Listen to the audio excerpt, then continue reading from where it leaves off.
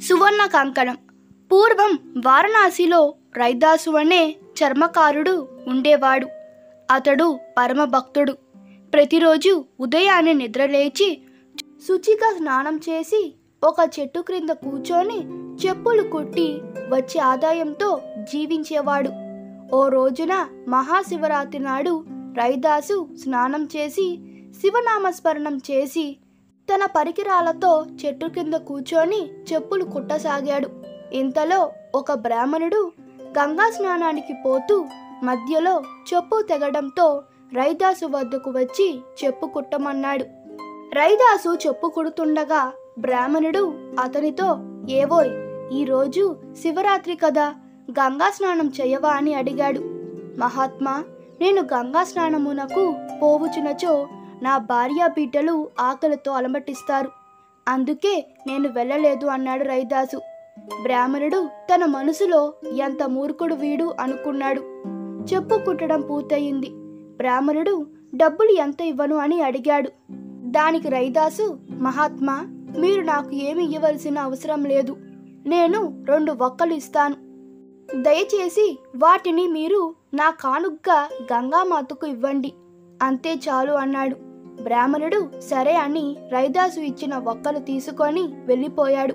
గంగా స్నానం చేసి బ్రాహ్మణుడు గుడికి వెళ్ళబోతూ ఇంతలో రైదాసు ఇచ్చిన వక్కలు గుర్తుకు వచ్చి వాటిని హేళనగా గంగానది వైపు చూసి, అమ్మా గంగామాత, వీటిని రైదాసు నీకివ్వమన్నాడు, స్వీకరించు అన్నాడు.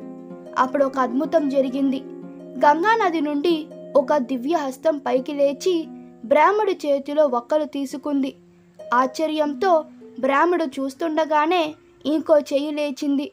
ఈసారి ఈ చేతిలో దగదగమాయనంగా మెరుస్తున్న కంకణం ఒకటి ఉంది. రెండో చెయ్యి ఆ కంకణాన్ని బ్రాహ్మడికిస్తూ, గంగానది మాత కానుగ్గా దీన్ని రైదాసుకివ్వు అని మాయమైపోయింది. ఆ కంకణం చూడగానే బ్రాహ్మణుడికి దురాశ పుట్టింది. దానిని తీసుకొని అతడు తిన్నగా ఇంటికి వెళ్ళి భార్యకిచ్చి గంగానది తనకిచ్చిన బహుమతి అని చెప్పాడు. ఆమె ఎంతో సంతోషించి, నాదా, మీరు దీన్ని మన మహారాజుకు కానుగ్గా ఇవ్వండి, ఆయన సంతోషించి మనకు బోలెడు ధనం ఇస్తాడు అన్నది. బ్రాహ్మణుడు దానికి అంగీకరించి అప్పటికప్పుడే ఆ కంకణాన్ని తీసుకువెళ్ళి మహారాజుకి ఇచ్చాడు. మహారాజు దానిని తన పట్టపురానికి ఇచ్చాడు.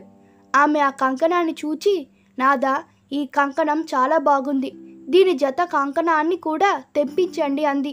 మహారాజు బ్రాహ్మణ్ణి పిలిపించి ఈ కంకణానికి జత అయిన 2వ కంకణాన్ని కూడా తీసుకురా అన్నాడు.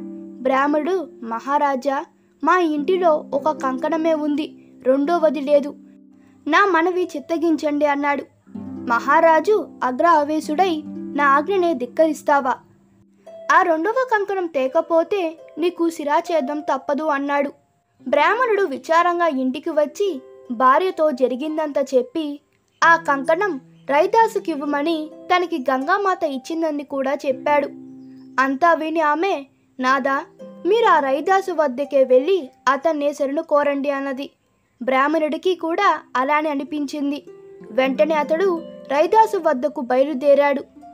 ఆ సమయంలో రైదాసు ఆ పూటకు పని చాలించి ఇంటికి వెళ్ళిపోదామనుకుంటున్నాడు. ఇంతలో బ్రాహ్మణుడు పరుగున వచ్చి అతని కాళ్ళ మీద పడ్డాడు.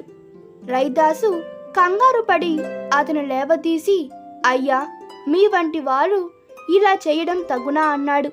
బ్రాహ్మణుడు రైదాసుకి జరిగిన సంగతి అంతా వివరించి, నన్ను నీవే రక్షించాలి, వెంటనే నీవు గంగానదికి వచ్చి ఆ 2వ కంకణం కూడా అడగకపోతే నా ప్రాణాలే పోతాయన్నాడు దుఃఖస్వరంతో. దానికి రైదాసు, అయ్యా, నిజమైన భక్తి ఉంటే గంగా దగ్గరికే వెళ్ళక్కర్లేదు అని తాను చెప్పులు కుట్టే చర్మాన్ని తరపడానికి చెంబుతో తెచ్చుకునే నీటిలోకి చూసి, జై గంగామాత, నా మీద దయ ఉంచి ఈ బ్రాహ్మణుడికి 2వ కంకణం కూడా ఇవ్వు తల్లి అన్నాడు. వెంటనే చెంబులో ఒక సువర్ణ కంకణం తేలింది. బ్రాహ్మణుడికి ప్రాణం లేచి వచ్చింది. దాంతోపాటు అతనికి రైదాసు యొక్క భక్తి కూడా తెలిసింది. అతను రైదాసుకు సాష్టాంగ నమస్కారం చేసి కంకణాన్ని తీసుకొని వెళ్ళిపోయాడు.